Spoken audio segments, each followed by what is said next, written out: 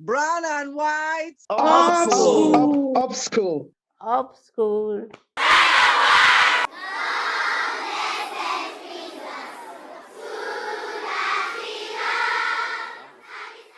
It all began 90 years ago.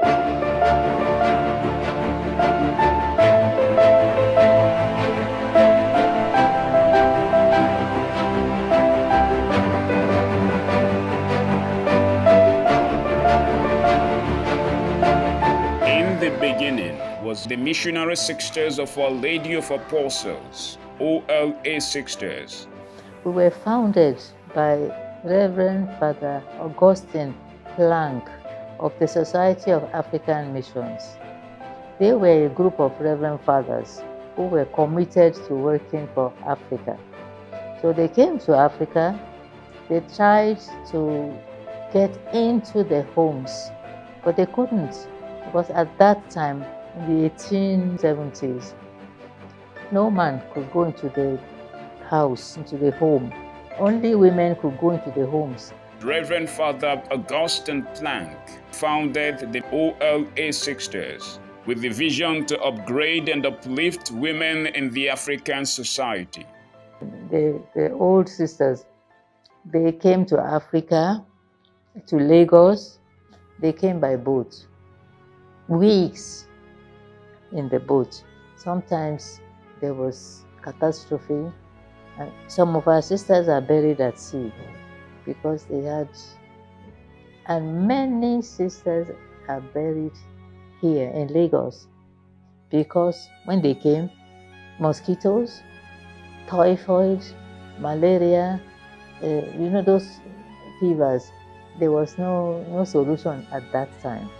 So many of them, young sisters in their 20s, who came out to help.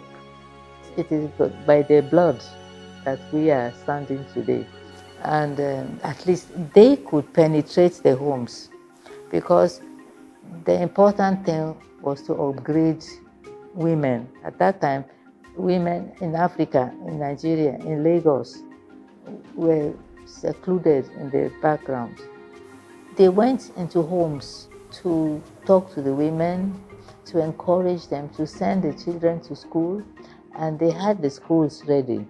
So little by little by little, that is how we started in Lagos, Broad Street, St. Mary's Convent School. And that is where I did my primary school there. St. Teresa's was also in Broad Street. It had started a small secondary school. The school is named St. Teresa's College after a French saint, a young French girl called Saint Therese of Lisieux. And she was a Carmelite nun, but who prayed a lot for the entire world. And the color of a Carmelite nun, their habit is brown. Brown and white, is just to combine it to a uniform. Cum Maria Madre Jesu, the motto of the college. That motto is from Acts of the Apostles, chapter 1, verse 14.